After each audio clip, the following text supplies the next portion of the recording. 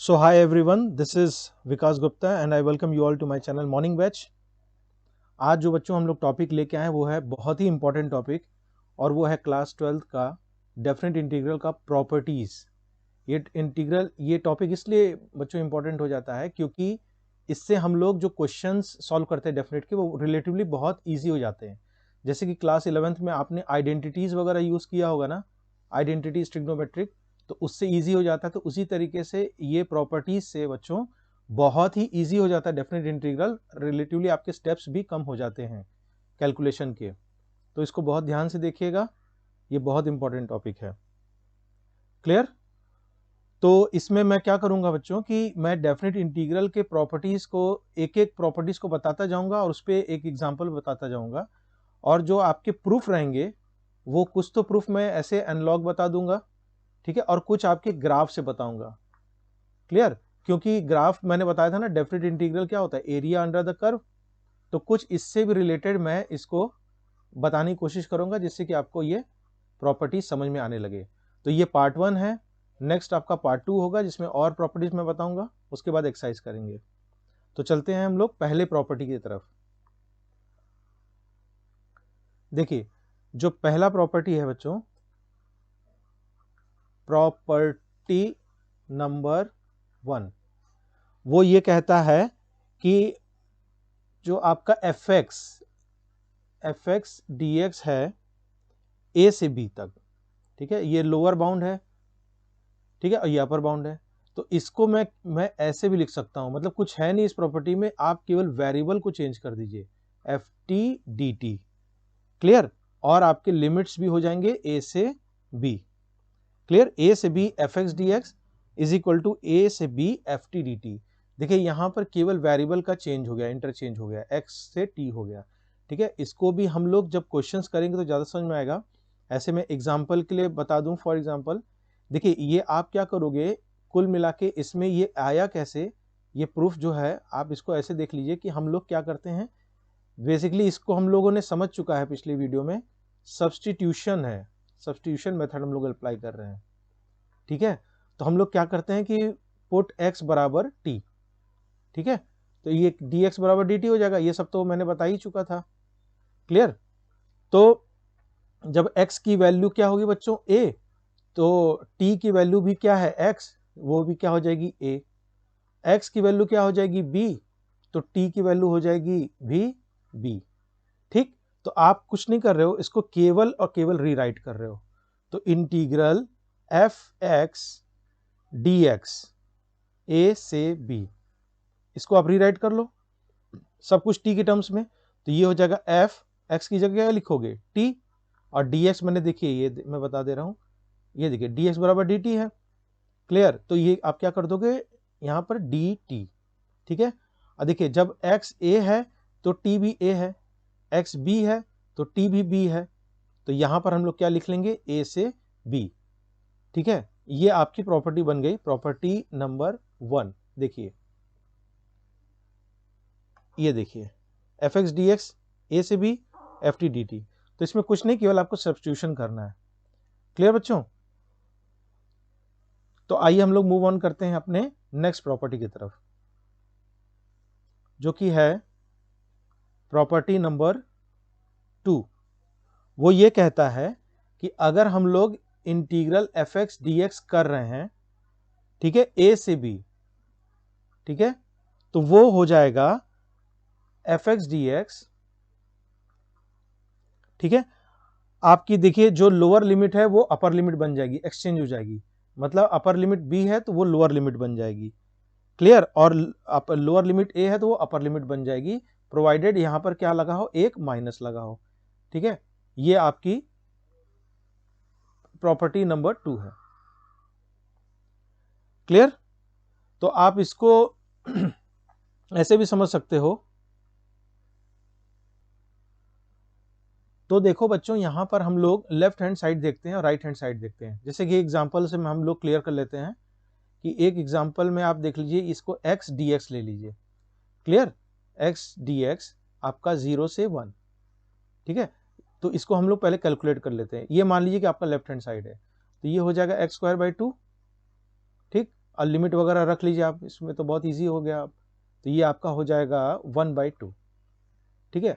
और अगर मैं इसको इस तरीके से लिखूं x dx, ठीक है, 1 को मैं यहां ले आ रहा हूं और 0 को मैं यहां ले आ रहा हूं, ठीक है, और एक माइनस लगा दे रहा हूं, तब देखिए ये क्या हो जाएगा x²/2, तब भी यही होगा।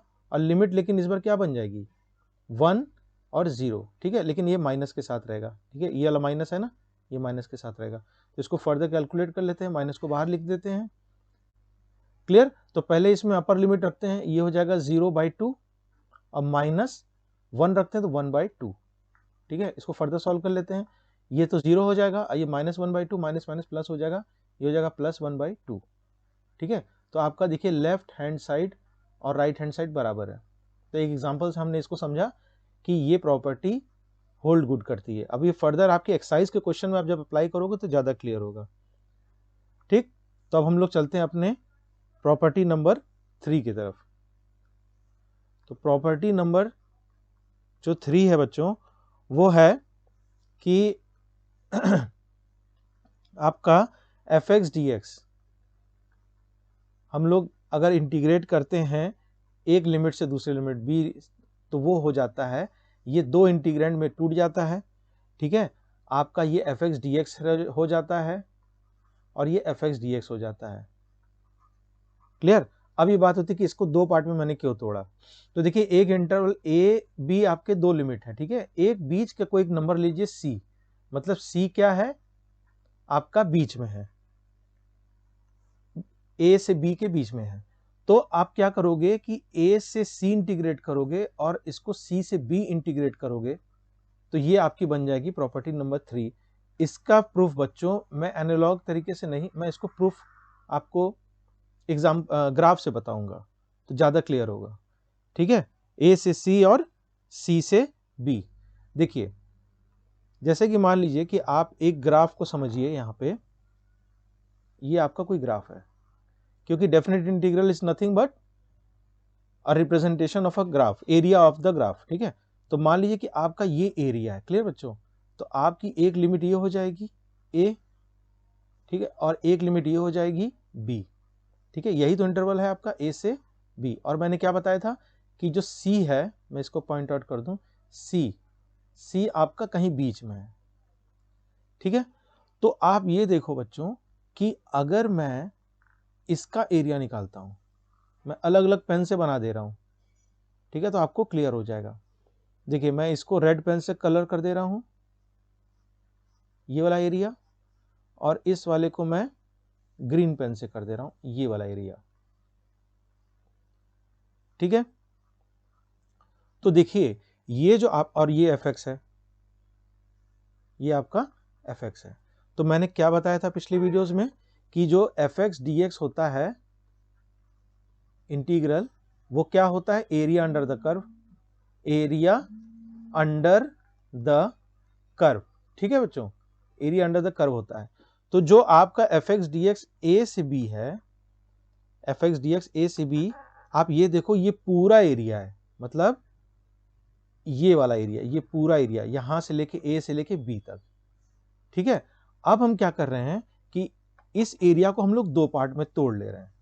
एक एरिया आपका रेड वाला हो जा रहा है, ये वाला, तो ये बच्चों देखो मैं यहां कर दे रहा हूं a से लेके c तक, ठीक है। और दूसरा एरिया क्या हो जा रहा है c से लेके b तक। क्लियर। तो मैं कुछ नहीं कर रहा हूं, अगर मैं, अच्छा आपको नहीं समझ में आ रहा है तो इस पूरे fx को मैं यहां बता देता हूं, इस पूरे fx के एरिया को मैं मान लेता हूं a। अब तो क्लियर हो रहा है। और ये जो रेड वाला एरिया है मैं इसको लिख दे रहा हूं, ये हो जाएगा a1, और जो ग्रीन वाला एरिया है उसको मैं लिख दे रहा हूं a2। अब क्लियर हो रहा है, ठीक है। ये पूरा एरिया क्या हो जा रहा है a, ये हो जा रहा है a1 और ये हो जा रहा है a2। तो बताइए ये तो सिंपल अलजेब्रा ज्योमेट्री है कि जो a होगा वो a1 प्लस a2 होगा कि नहीं होगा, बताओ। जो पूरा एरिया है वो a1 प्लस a2 होगा। तो जो a है बच्चों, ये देखो a बराबर a1 प्लस a2, ठीक है। यही तो है, देखो जो a है ये आपका क्या हो गया fx dx total area, A1 आपका क्या हो जाएगा, ये वाला हो जाएगा जो रेड पोर्शन से है, और A2 क्या हो जाएगा, ये वाला एरिया हो जाएगा जो कि ग्रीन पोर्शन। देखिए ये कंसेप्चुअल मैं ग्राफ से समझा रहा हूँ, बेसिकली आपको क्वेश्चन ही करना है, लेकिन आपको फील होना चाहिए कि ये जो A से B वाला इंटरवल है ये आप कैसे लिए हो। ठीक है, कुछ नहीं है, केवल एरिया का डिवीजन मैंने किया है। एक C इंटरवल लिया है, A से C उसका एरिया निकाला है, C से B उसका एरिया निकाला है, दोनों को जोड़ दिया है और आपका फाइनल A से B fx-dx आ गया। क्लियर? तो इस पे बच्चों मैं एक क्वेश्चन करा देता हूं तो ज्यादा आपको क्लियर होगा, एक फील आएगा। ठीक है, जैसे कि मान लो कि एक क्वेश्चन हम लोग लेते हैं आपका मॉड x। ठीक है, मॉड x का हम लोग एक क्वेश्चन लेते हैं, मॉड x dx। ठीक है, और ये आपका इंटरवल हो गया -1 से लेके 1 तक। क्लियर? तो बच्चों देखिए इसको मैं दो मेथड से बताऊंगा। ठीक है, पहला मेथड जो होगा आपका ग्राफ से आप मैं बताऊंगा, और दूसरा आपका सॉल्व करके बताऊंगा। तो पहले हम लोग क्या करते हैं, इस जगह पे मॉड x का जो आपका डेफिनेशन है उसको लिख लेते हैं। मॉड x बेसिकली होता क्या है बच्चों, ये होता है -x जब x क्या हो लेस देन 0। थोड़ा बहुत 11th में आपने पढ़ा होगा, स्प्लिट फंक्शन होता है। और ये होता है x जब x greater than equal to 0 होता है। क्लियर? तो ग्राफ से अगर मैं इसको बात करूं तो देखो ये क्या होता है। देखिए इंटरवल मैंने क्या लिया है, -1 से 1। ठीक है बच्चों, तो आपका ये हो गया -1 और ये हो गया +1। ठीक है, यही तो इंटरवल है, और ये हो गया 0। ठीक है, -1 0 1। क्लियर? अब देखो ये बिहेवियर देखो कि जब x लेस देन 0 होगा तो -x होगा। ठीक है, x लेस देन 0 मतलब -1 से 0। तो बच्चों ये ग्राफ क्या बनेगा, ये वाला ग्राफ बनेगा। ठीक, और देखो जब 0 से बड़ा होगा तो x होगा, तो आपका ग्राफ क्या बनेगा, ये बनेगा। ये समझ रहे हो ना, ये वाला ग्राफ क्यों बनेगा। देखो ये क्या है, मैं लिख दे रहा हूं, ये बेसिकली है y = x और y = -x। क्लियर? ये y = x है, ये y = -x। ठीक, तो अब ये देखो, ये तो मैंने मॉड x को जस्ट लिख दिया है। अब क्या हम लोग करेंगे, एरिया अंडर द कर्व। ठीक है, एरिया अंडर द कर्व, ये -1 यहां तक जाएगा और ये यहां तक जाएगा। ठीक, एरिया अंडर द कर्व क्या हो जाएगा, ये वाला आपका, ये हो जाएगा ब्लैक पेन से ये वाला एरिया। ठीक है, और इसको दूसरे पेन से कर दे रहा हूं, ये दूसरा एरिया हो जाएगा। ठीक बच्चों, तो आपका देखिए यहां पर आप एक एरिया कैलकुलेट करोगे, ये वाला, और ये वाला एरिया कैलकुलेट करोगे। ठीक है, A1 और ये A2, तो यही आपका फाइनल आंसर आएगा। तो आइए हम लोग फटाफट A1 कैलकुलेट कर लेते हैं। A1 क्या हो जाएगा बताओ, A1 हो जाएगा आपका 1/2। देखिए ये राइट एंगल ट्राइंगल दिख रहा है ना, तो 1/2, बेस कितना है 1। ठीक है, और हाइट कितना है 1। क्लियर? तो ये आपका क्या हो जाएगा 1/2। उसी तरह A2 देख लीजिए, आपका क्या हो जाएगा 1/2 इंटू बेस 1 और हाइट भी 1, तो ये हो जाएगा 1/2। ठीक है, तो टोटल एरिया क्या हो जाएगा, टोटल एरिया हो जाएगा A1 प्लस A2, मतलब 1/2 प्लस 1/2, और जो कि होता है 1। क्लियर बच्चों? तो ये आपका ग्राफिकल मेथड था। क्लियर? अब देखो कि आपके ऊपर कोई बाउंडेशन नहीं है, आप इसको प्रॉपर्टी से भी कर सकते हो। ये ग्राफिकल आपको जस्ट फील दिया है। तो दूसरा देखिए हम लोग देते हैं बाय प्रॉपर्टी। क्लियर बच्चों? तो प्रॉपर्टी में अब पहले हम लोग क्वेश्चन लिख लेते हैं, क्या है, मॉड x -1 से 1। ठीक है, आपका ये हो जाएगा मॉड x dx -1 से 1 तक। क्लियर? तो हम लोग इसको क्या करेंगे, स्प्लिट कर देंगे। मॉड, ये आपका हो जाएगा मॉड x dx, और ये हो जाएगा मॉड x dx। ठीक है, प्लस देखिए -1 से 1 के बीच में क्या आता है, -1 आता है, 0 आता है, 1 आता है। तो हम लोग इस लिमिट्स को हम लोग स्प्लिट कर लेते हैं। तो बच्चों ये क्या हो जाएगा आपका, देखिए -1 से 1 के बीच में है, क्लियर। तो आपका ये इंटरवल स्प्लिट हो जाएगा -1 से लेके 0 और 0 से लेके 1। देखिए यही तो मैंने किया था, ए सी बी था, तो ए से सी था और सी से बी था, तो -1 से 0 और 0 से 1। अब ये इंडिविजुअली हम लोग इसको कैलकुलेट कर लेते हैं और वेरीफाई कर लेते हैं ग्राफिकल मेथड से सेम सही आया था कि नहीं। तो ये देखो, आपको ग्राफिकल मेथड बोर्ड में सॉल्व नहीं करना है, वो आपको फील करने के लिए था कि उससे भी हो जाता है, ठीक है। बाकी प्रॉपर्टी हम लोग लगाते हैं।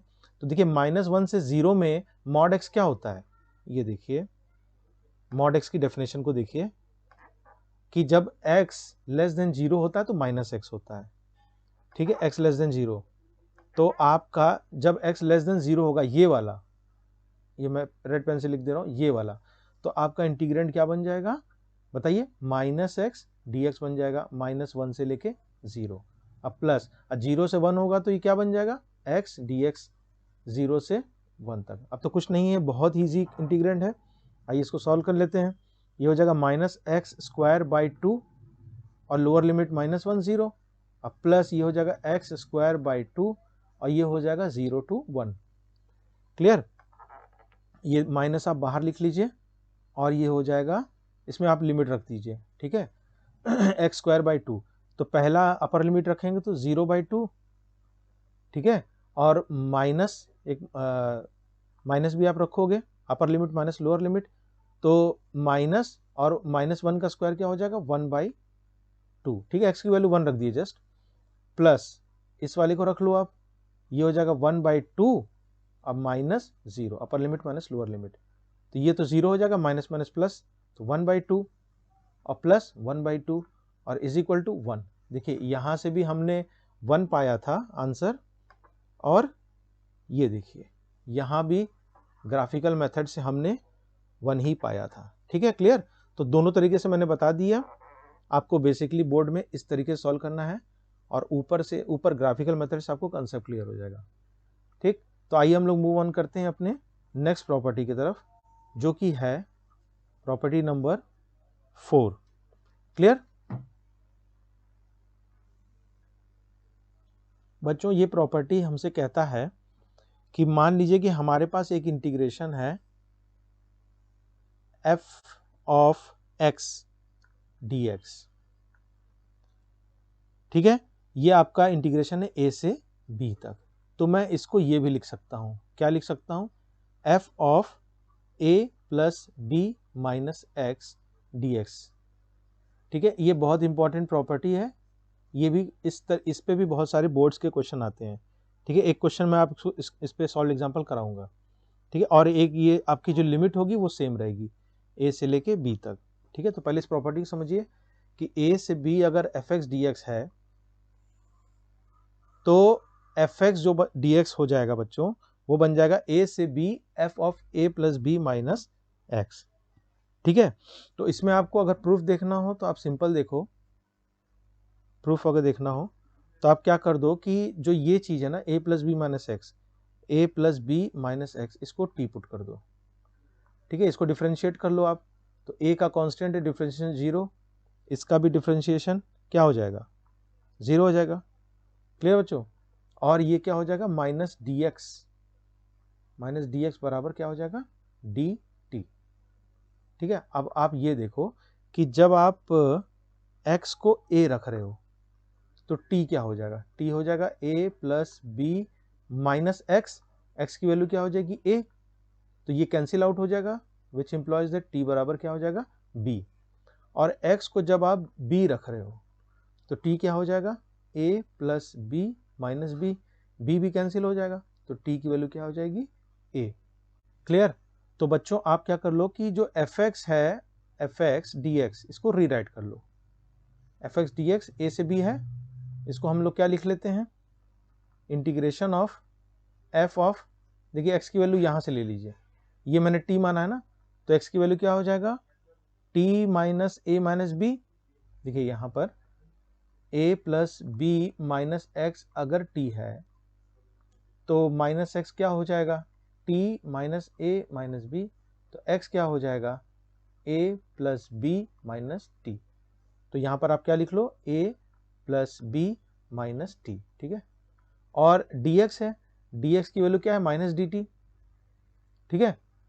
तो आपका ये देखिए, ये आपका dt आप लिख लो, तो dt, लेकिन आप एक माइनस के साथ लिखोगे, समझ में आ रहा है ना, dx बराबर माइनस dt, इसलिए तो ये आपका क्या हो जाएगा, b से लेके a तक, ठीक है। a से b था तो ये b से a हो जाएगा, क्लियर, क्योंकि यहां मैंने सब्स्टिट्यूट किया, x को a होगा और x को b होगा, तो t b होगा, t a होगा, ठीक। अब यहां पर आप जो पहला प्रॉपर्टी मैंने बताया था, याद है क्या बताया था, कि जब आप माइनस साइन हटाओगे तो क्या हो जाएगा, पहला बताया था ना, लिमिट्स इंटरचेंज हो जाएंगे, तो माइनस साइन मैं हटा देता हूं और ये हो जाएगा F of a plus B minus T D T, ठीक है। जैसे ही माइनस साइन हटाऊंगा अपर लिमिट लोअर बन जाएगा और लोअर लिमिट अपर बन जाएगा, तो b की जगह a आ जाएगा और a की जगह b आ जाएगा, ठीक है।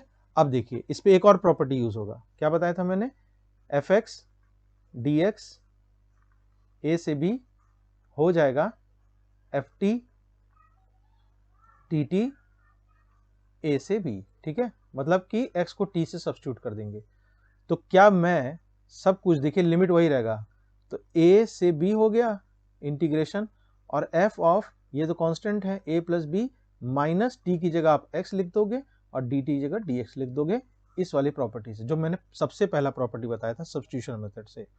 तो देखिए ये जो आपका एफ एक्स डी एक्स है, ये देखिए F X D X A से B F X D X वो हो जाएगा ए से B F of A plus B minus X, देखिए यही वाला था ना, A plus B minus X, ये बहुत ही इंपॉर्टेंट प्रॉपर्टी है, और अभी इस पे मैं एक क्वेश्चन बताऊंगा जिससे आपको क्लियर पता चलेगा इसकी इंपॉर्टेंस को, ठीक। बोर्ड में बहुत सारा पूछा जाता है इसमें क्वेश्चंस। तो देखिए एक एग्जांपल हम लोग लेते हैं, इंटीग्रेशन, क्लियर, आपका ये हो जाएगा dx upon 1 plus ten x, ठीक है। ये हो जाएगा पाई बाई 6 से पाई बाई 3, ठीक है। अब देखिए यहां पर मैं यही यूज करने वाला हूं, F of X D X integration of A से बी, वो हो जाएगा integration F X A plus B minus X D X, ठीक है, ये भी ए से बी तक। अब देखिए आपको समझना होगा, ये प्रैक्टिस से आपको आएगा। अब ये इसको देखिए पहले मैं थोड़ा सा और इसको सॉल्व कर लेता हूँ, ये हो जाएगा पाई बाई 6, ये हो जाएगा पाई बाई 3, ठीक। इस साफ में और लिख देता हूँ,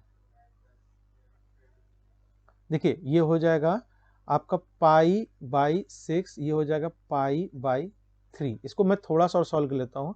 tan को मैं sine x by cos x लिख सकता हूँ, तो आप इसको थोड़ा सा मैनिपुलेट करोगे तो ये cos x dx हो जाएगा, cos x ऊपर चल जाएगा और नीचे क्या हो जाएगा, sin x plus cos x, ठीक है। आप इसको कह दो इंटीग्रेशन i, ठीक बच्चों।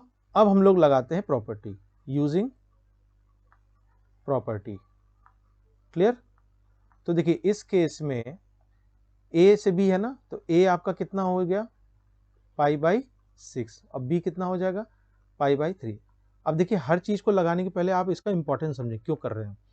देखिए हमको दिख रहा है बच्चों कि पाई बाई 6 में अगर पाई बाई 3 हम जोड़ दें तो ये कितना हो जाएगा 6, ये हो जाएगा पाई प्लस 2 पाई बराबर 3 पाई बाई 6 बराबर पाई बाई 2, ठीक है। अब पाई बाई 2 के प्रॉपर्टी में अक्सर क्या होता है, कॉस साइन हो जाता है, साइन कॉस हो जाता है, तो उस तरीके की कुछ चीजें हम लोग लिख रहे हैं।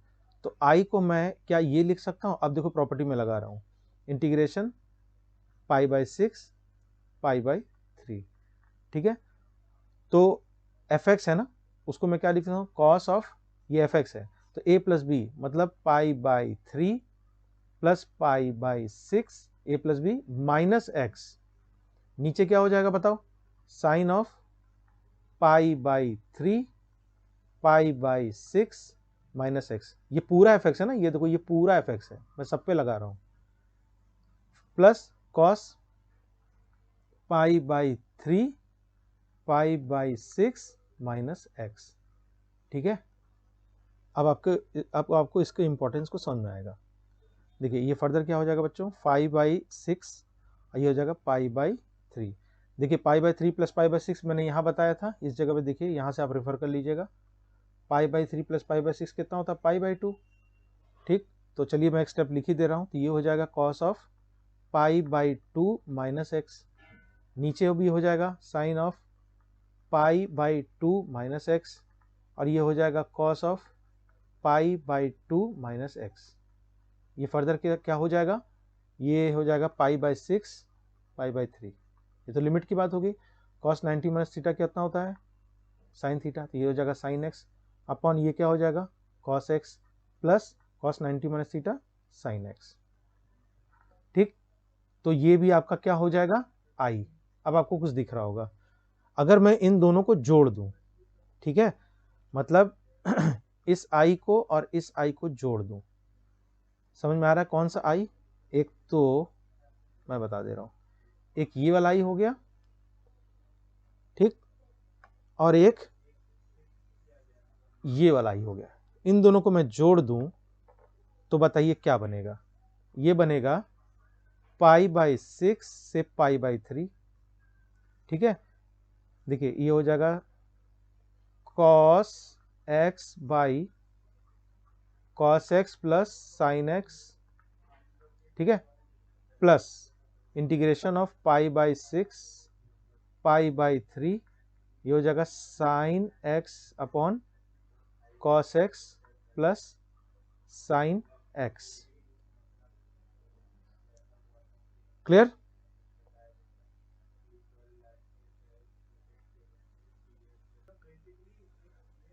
क्लियर। तो बच्चों हम लोग क्या करते हैं, इन दोनों आई को जोड़ देते हैं, दोनों आई को जोड़ देते हैं तो वो 2i हो जाएगा। ठीक है, और ये इंटीग्रेशन आपका क्या हो जाएगा पाई बाई 6 से पाई बाई 3। ठीक है, और देखिए ऊपर sine X plus cos X आ जाएगा, कॉस एक्स आ जाएगा, और नीचे भी, नीचे तो है ही है, sine of X plus cos of X. ठीक है, और डी एक्स। तो ये बच्चों बन गया क्या फाइनली, पाई बाई 6 से पाई बाई 3, ये आपका ये चीज sign X plus cos x, sign X plus cos x cancel out हो जाएगा, तो आपको बचेगा डी एक्स, और इसका इंटीग्रेशन बहुत ही इजी, क्या हो जाएगा एक्स, लिमिट आप लगा दो पाई बाई 6 से पाई बाई 3। ठीक है, तो एक स्टेप और इसमें बच जाता है, अपर लिमिट लोअर लिमिट हम लोग लिख लेते हैं, पाई बाई 3 माइनस पाई बाई 6, ये क्या हो जाएगा 6 हो जाएगा, 3 2 ज़ा 2 पाई माइनस आपका ये हो जाएगा पाई, ये हो जाएगा पाई बाई 6। ठीक है, तो अभी भी इंटीग्रेशन की वैल्यू नहीं आई है, ये हो गया 2i बराबर पाई बाई 6, तो i हो गया बच्चों पाई बाई 2, इधर चल जाएगा 12।